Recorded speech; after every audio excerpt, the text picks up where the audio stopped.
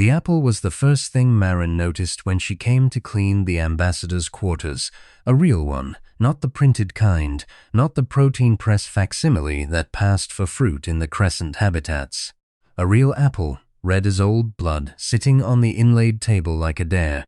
She set her cleaning tools down and looked at it for a long moment. Then she picked it up and bit into it, and the juice ran down her wrist, and she stood there chewing in the silence of a room that smelled of alien incense and something older, something she had no word for. She had been a vessel for 11 years. That was what they called the human servants in the Zharath occupation zones. Vessels, not slaves, because the Zharath did not have a word for slave. They had a word that translated roughly as necessary implement, and they used it the way you'd use it for a good wrench or a weight-bearing column. Marin had grown up hearing her mother use it to describe herself. She had promised herself she would never use it to describe anything. She finished the apple. She put the core in her pocket. She picked up her tools and went back to work. The Zharath had arrived 40 years ago after the collapse. This was the part that the old ones never stopped being bitter about, that humanity had done most of the work for them. 3 wars, in 11 years, the last one nuclear, and by the time the Zharath ships appeared in low orbit, there were maybe 600 million humans left on a planet that had held 9 billion. The Zharath were not conquerors in any sense the history books would have recognized. They didn't want territory. They wanted labor, and they wanted it docile, and the survivors of the collapse were both exhausted and grateful enough to provide it without too much argument. The deal, as Marin understood it from the fragments her mother had passed down. Zharath technology would stabilize the biosphere, distribute food, and keep the lights on. Humans would staff the Zharath administrative complexes, maintain their equipment, attend to their physical needs. It was framed as partnership. Everyone knew what it was. But the alternative was the ash-gray quiet of a dead world, and so humanity had said yes and gone to work and tried not to think too hard about what they'd agreed to. The Zharath themselves were not beautiful exactly. Marin had grown up with them and still couldn't say she fully understood what she was seeing when she looked at one. They were tall, bilateral, their faces arranged in a way that mimicked human faces the way a reflection in water mimicked a face, close enough to read, wrong enough to unsettle. Their skin shifted color slowly with mood, running through spectra that had no names in any human language. When they were at rest, in their quarters they moved with a languid, satisfied slowness, like cats in sunlight. They had built humanity a paradise, and they reclined in it and they expected to be attended. Marin attended. She was good at it. She was quiet, she was quick, she remembered preferences. She did not make eye contact unless addressed. The ambassador, his name was something unpronounceable, so the vessels called him the Amber. For the color he went when he was pleased, had requested her specifically for his personal quarters 3 years ago, and had never, as far as she could tell, learned her name. She was a vessel, a necessary implement. She cleaned his rooms, she arranged his things, she carried messages to the other Zharath in the complex, and at night she went back to the vessel dormitory and slept in a bunk that smelled of recycled air and tried not to dream about the apple her mother had described to her. The ones from before. The ones that grew on trees, the ones you could just reach up and take. She had not told anyone about the apple on the table. She was not sure why. The one they called kale came from the industrial zones in the east, where the Zharath processing facilities ran 22 hours a day, and the vessels worked in shifts that left them hollow-eyed and slow. He arrived in the Crescent habitat as a replacement worker. Someone had been dismissed, someone else had been reassigned, the usual bureaucratic churn. And Marin noticed him the way she noticed everything, quickly, completely, and without showing it. He was not especially large. He moved carefully, the way people did who had learned that certain movements attracted attention. He wore the gray uniform of a vessel, and he kept his head down. But there was something in the way he stood when he thought no one was watching, straight-backed, measuring, that made Marin keep looking. She found out his name on his 3rd day. She found out more than that within a week because Marin had spent 11 years making herself invisible, and invisible people heard things. Kale was not just a displaced industrial worker. He was a courier for something the Eastern Zones called the Register, a loose network of humans who moved information between settlements, who catalogued Zharath weaknesses and Zharath patterns, who were in the careful language of people who knew what happened to people who got caught, interested in the future, not rebellion. They said, just information, just the habit of paying attention, just the practice of not forgetting that things could be different. Marin thought about the apple. She thought about the word necessary implement. She thought about her mother, who had never used that word about herself, but who had spent 30 years behaving as if she deserved no other word. On Kale's 9th day, in the Crescent, she waited until the corridor was empty, and she said his name, and he turned around very carefully, and she looked at him for a moment without saying anything else. She was assessing. She had learned to assess quickly. I know where the Amber keeps his schedule, she said. And I know which two Zharath in this complex are running the approval chain for the new labor allocation. And I know that the Eastern processing expansion they announced last month is going to pull 30,000 people out of the food production zones. She paused. I don't know who you report to. I don't want to know, but I thought someone in the register should know those things. Kale looked at her for a long time. How long have you been watching? Since before you got here, Marin said. I watch everything. It's the only thing they let me do. The Amber's name day arrived, as it did every year, and the Crescent filled with other Zharath from the surrounding territories. Dignitaries, officials, the Amber's personal connections, beings of rank who arrived in layered garments and expected to be fed and attended and impressed. Marin worked 18-hour shifts for 3 days. She carried trays, she poured things, she replaced the decorative arrangements that the guests displaced with their moving, their gesturing, their slow chromatic displays of status and mood. She was everywhere, and she was nothing. On the second night, she walked through a room where 2 senior Zharath officials were speaking in low tones, and she kept her eyes down and her pace steady, and she heard every word. She didn't know if they knew she understood their language. Most Zharath assumed the vessels didn't, because no one had taught it to them, and most hadn't bothered to learn. Marin had taught herself over 7 years, from context, from repetition, from the patient accumulation of overheard fragments. She understood perhaps 80% of what she heard. Tonight that was enough. What she heard was this. The labor allocation expansion was not, as announced, a response to infrastructure. It was a restructuring. The Zharath on the Eastern Council had decided that the Crescent habitats were inefficient. Too many vessels in positions that allowed for unsupervised movement, too much contact between settlements, too many opportunities for the kind of slow accumulation of information that Marin had spent 11 years practicing. The new structure would segment the populations, smaller groups, tighter monitoring, less movement between zones. She kept walking. She didn't break her pace. She set the tray down at the serving station, and she stood there for a moment with her hands flat on the surface, not thinking, just breathing. Then she folded the information up and put it somewhere safe, the way she'd learned to fold everything, and she went back to work. She found Kale in the equipment bay at midnight when the shifts changed, and there was a 12-minute window when neither group was present. She told him what she'd heard in a quiet, rapid recitation, the way her mother had once recited prayers, low, fast, from memory, shaped by long practice into something that took up almost no space. Kale listened without interrupting. When she finished, he said, "Can you get a message out? Maybe?" The Amber has communication access that runs through the main relay. I know his scheduling pattern. There's a window on the 9th day of every cycle where he leaves his terminal active and steps away for 40 minutes. I've never used it because I didn't have anything worth the risk. This is worth the risk. Marin looked at him. I know, she said. That's why I'm telling you. She had not told anyone about any of this before. Not because she was afraid.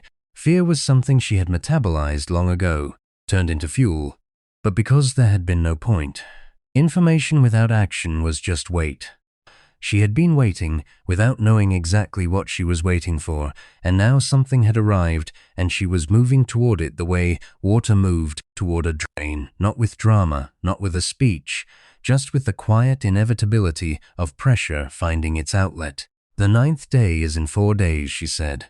"If you can get me a message to relay, I'll do it." Kale reached into the lining of his jacket and produced a strip of membrane printed with a series of character strings that meant nothing to Marin, and presumably everything to whoever received them.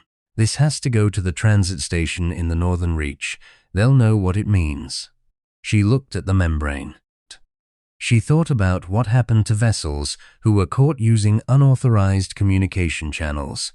She thought about the new restructuring, about the smaller groups, the tightened monitoring, the slow reduction of everything she had built. She took the membrane. 4 days, she said. Don't do anything visible until after. The Amber returned to his terminal on the 9th day precisely on schedule, as he always did, and left it precisely on schedule, as he always did. Marin had cleaned his quarters that morning, and she had noted, without letting herself think about it, the arrangement of objects on his desk.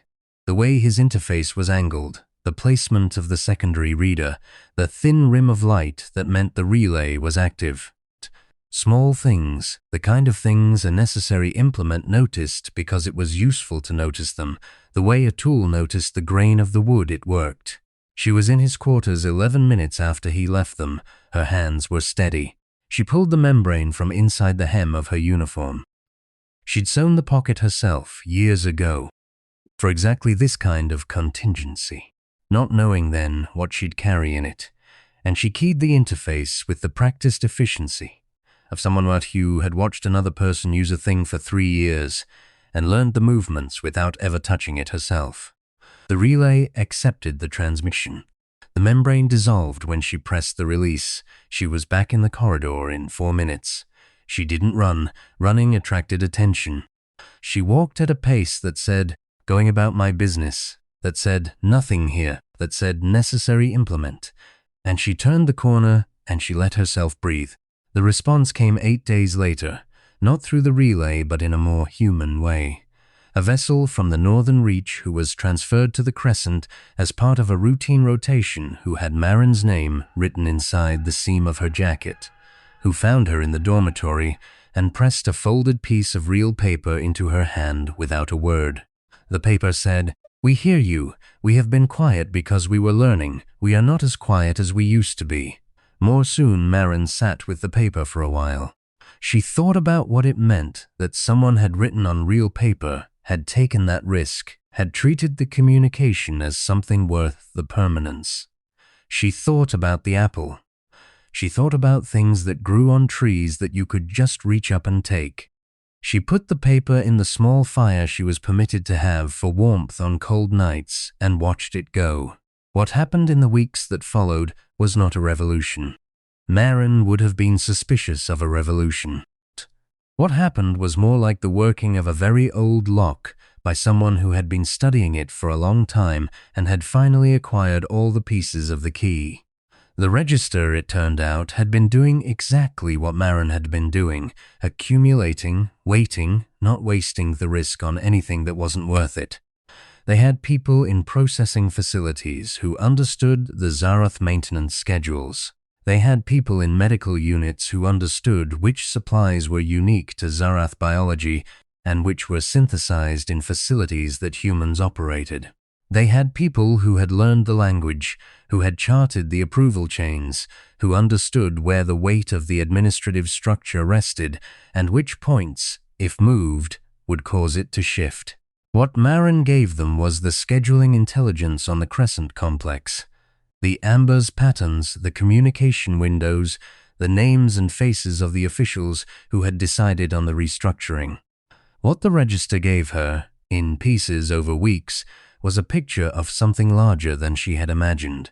Not an armed uprising, which would fail, but a coordinated withdrawal of cooperation, a simultaneous pause in the invisible work that kept the Zharath comfortable, timed to coincide with a period when their attention would be directed elsewhere. It was the kind of plan that only worked if a very large number of people did very small things at exactly the right moment. The Zharath had never thought to protect themselves against it because it required precisely the qualities they had decided humans lacked: patience, coordination, the capacity to defer gratification across years. They had been wrong about that. They had been wrong about several things. The day arrived, and it was not dramatic. Marin had been afraid it would feel dramatic, and then she had been afraid it wouldn't, and in the end it was neither. It was quiet, the way the most important things usually were, a quietness that came from a great many people making the same decision in the same moment. The Amber's morning arrangement was not completed. The decorative items that made his quarters pleasant were not in their proper positions. The interface was not calibrated. The food was not ready. Across the Crescent habitat, vessel after vessel arrived at their stations and did not begin their work, or began it slowly, or completed it in a way that was technically correct but missed the 1,000 small refinements that made it actually functional. Zharath Administrative Complex was a machine, and the vessels were the mechanism of that machine, and the mechanism had decided, quietly and all at once, that it was going to run slightly differently today. Marin stood in the Amber's quarters, and she waited. He arrived.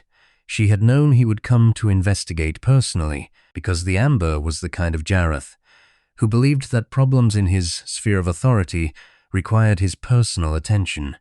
And he stopped at the doorway and took in the room, and his color shifted, moving through the spectrum that, in Zharath, meant confusion moving toward displeasure. He looked at her. She had spent 11 years making sure he looked past her. Today she did not. "I know your name," he said finally, in the Zharath language. "You've never used it," she said, in the same language. His color shifted again, something more complex now, something she didn't have a complete map for. He was not afraid. She hadn't expected him to be afraid, not yet, not of one woman in an unset room.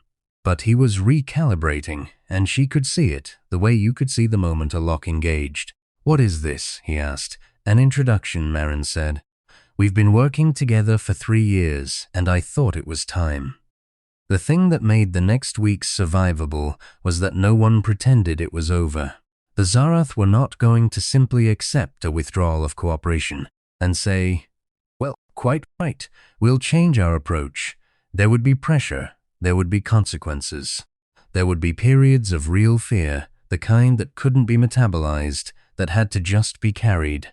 Marin knew this. The Register knew this. It had been part of the planning.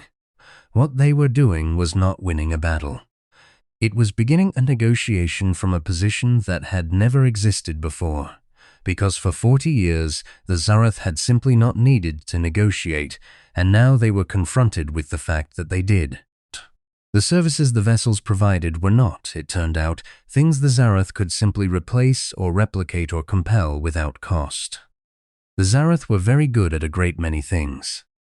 They were not particularly good at the patient, invisible, accumulated work of attending to another being's needs, of every preference and pattern and vulnerability, of filling the 10,000 small gaps that stood between a machine and a functioning world. They had never had to be. They had had the vessels, and the vessels, it turned out, had been paying attention the entire time. There were 3 months of what the Register called the adjustment period, which was a very clean name for a very difficult stretch of time. There were vessels who broke and went back because the fear was too much, or the hunger, or the weight of what they'd started. Marin did not blame them. She blamed the conditions that made breaking reasonable. There were Zharath who tried force and found it didn't work the way they'd expected, because you could compel presence, but you could not compel knowledge. And the knowledge had walked out the door with the people who'd accumulated it.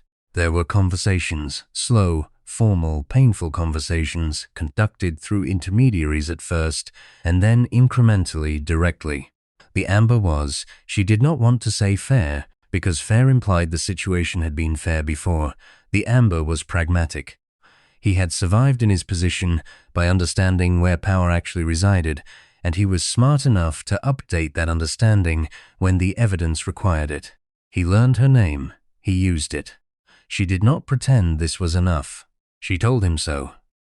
3 years, she said in one of those early direct conversations, you were in this room every day and you never asked my name. You never asked any of our names. You assumed we didn't have anything worth knowing. That assumption is what we're correcting. His color shifted slowly.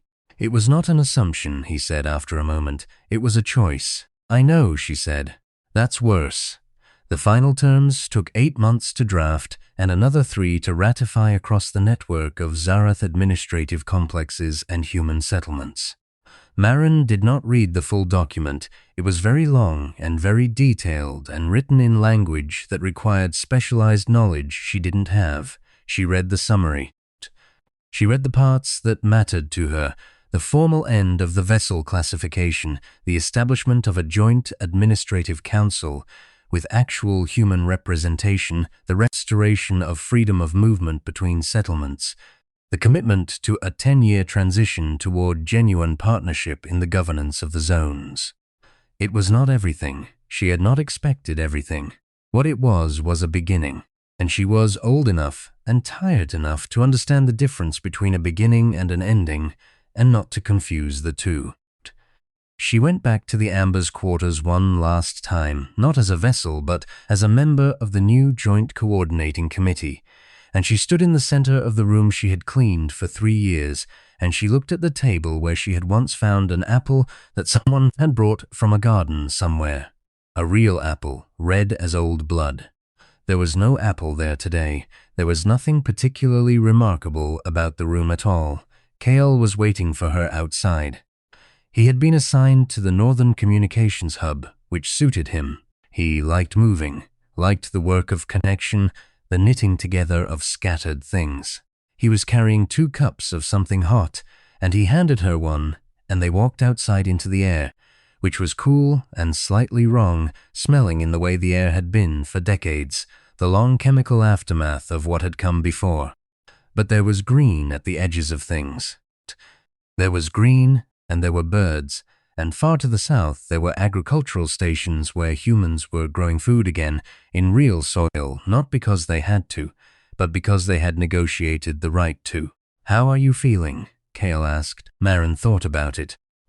She thought about her mother, who had spent 30 years not using a certain word and had died anyway with it wrapped around her like a second skin. She thought about the apple. She thought about the patient work of opening a lock 1 piece at a time, about the 11 years of watching and remembering and waiting for the moment when what she knew would be worth the risk of spending it. Like something grew, she said finally. Kale looked at her. From nothing, she said. From nothing we brought in our pockets. The sky was the color it was, which was not the color it had once been, but it was open. It was wide. And somewhere to the south in the agricultural stations, there were apple trees putting out their first year of real fruit, and nobody was going to ask permission to pick them. She drank her cup. She put her hands in her pockets. She walked.